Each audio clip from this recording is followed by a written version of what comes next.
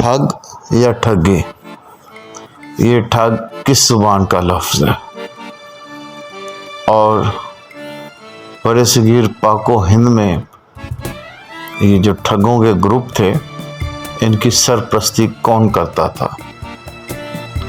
और जदीद लैंग्वेज के मुताबिक सीरियल किलर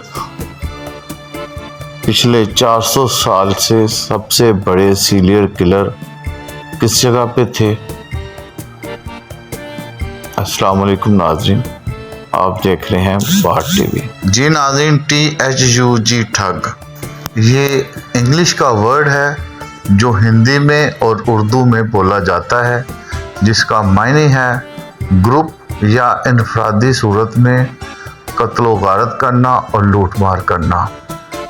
बड़े सगीर पाको हिंद में इससे मुराद एक ऐसे फ़र्द की या ग्रुप की है जो सादा लो इंसानों को बहरूप बदल कर और एतमाद में ला के उनसे माली फ़ायदा ले और उनको जानी नुकसान पहुँचाए। तारीख़ के एतबार से 1672 में अब्दुल्ला कुतुब शाह के दीवान में लफ्ज़ ठग तकरीबन उर्दू ज़ुबान में पहली बार इस्तेमाल हुआ। नाज़रीन, ये जो ठग होते हैं इनके अपने अपने इलाके होते थे, जैसे कि बनारस का ठग बड़े सगीर में बहुत ज़्यादा मशहूर था, राजस्थान के ठग और लाहौर के ठग जिनको रंगबाज कहा जाता था, लाहौर के रंगबाज। इसी तरह अगर कोई ठग किसी मुसाफिर से माल लूटने में नाकाम होता और वो मुसाफिर किसी दूसरे यानी कि उसके इलाके से किसी दूसरे इलाके में दाखिल होता, तो वो अगले इलाके के ठगों को अपने उस शिकार को बेच देता। नाज़रीन, सबसे अहम बात जो डॉक्टर मुबारक अली ने अपनी बुक ठग और डाकू में लिखी है कि बड़े सगीर में ईस्ट इंडिया कंपनी के दौर में इन ठगों को नवाबों और राजाओं की पुष्ट पनाही हासिल थी।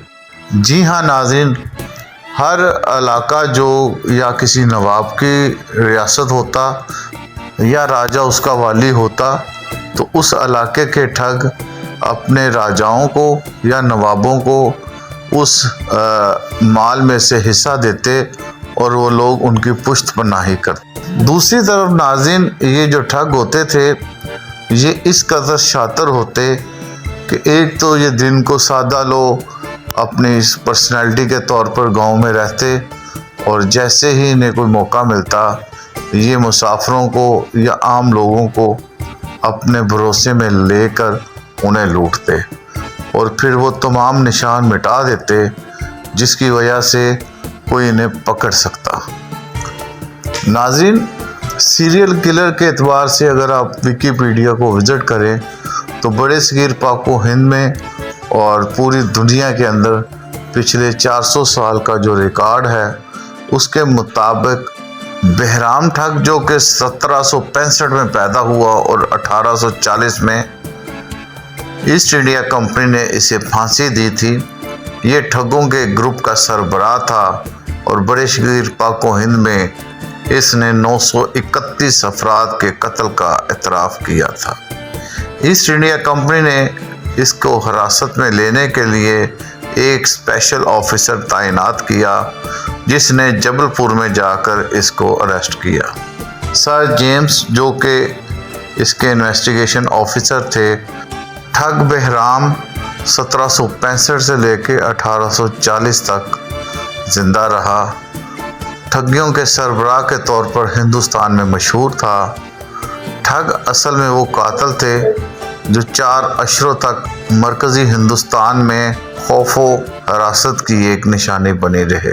नाज़रीन, ये वो दौर था जब बड़े सगीर पाको हिंद के अंदर तकरीबन 30,000 ठगों को अरेस्ट किया गया और उनमें से लगभग 400 ठग सुल्तानी गवाह बने जिन्होंने अपने नेटवर्क को पकड़ने में ईस्ट इंडिया कंपनी का साथ दिया। नाज़रीन, बहराम ठग के नाम पे जो कत्ल नोट किए गए वो 931 थे और उसकी जब ये गिनती करते करते वो थक जाता तो उसने जो बात अपने बयान में लिखाई کہ میں نے اس سے بعد اپنے کیے ہوئے قتل گننا چھوڑ دیے تھے، اور اسی طرح سید امیر علی نے 719 قتلوں کا اعتراف کیا۔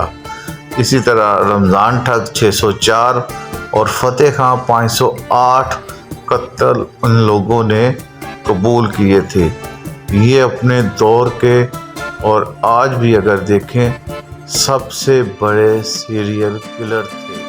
ناظرین، ان ٹھگوں میں دو باتیں مشترکہ تھی۔ ایک تو یہ کہ یہ اپنے شکار کو کپڑے کے رومال کے ساتھ مارتے تھے، اور دوسرا یہ جس مرضی مذہب سے تعلق رکھتے ہوں یہ کالی دیوی کی بھی پوجا کرتے تھے۔ ناظرین، ایک کہاوت مشہور ہے کہ لوہا لوہے کو کاٹتا ہے۔ جی بالکل، ایسٹ انڈیا کمپنی بھی ایک ٹھگ کی صورت کی کمپنی تھی۔ اس نے بڑے صغیر پاک و ہند سے بے شمار مال لوٹا۔ جیسا کہ میں آپ کو بتا چکا ہوں کہ ڈاکٹر مبارک علی کے مطابق ان ٹھگوں کو اس وقت کے نوابوں اور راجاؤں کی سرپرستی حاصل تھی۔ اسی طرح ایسٹ انڈیا کمپنی اس دھرتی کو جاتے جاتے 3 قسم کے جدید ٹھگوں کے حوالے کر گئی، جس میں نمبر 1 افسر شاہی ٹھگ، نمبر 2 سیاسی ٹھگ، اور نمبر 3 مذہبی ٹھگ۔ دیکھیے، سوچتے رہیے واٹ ٹی وی۔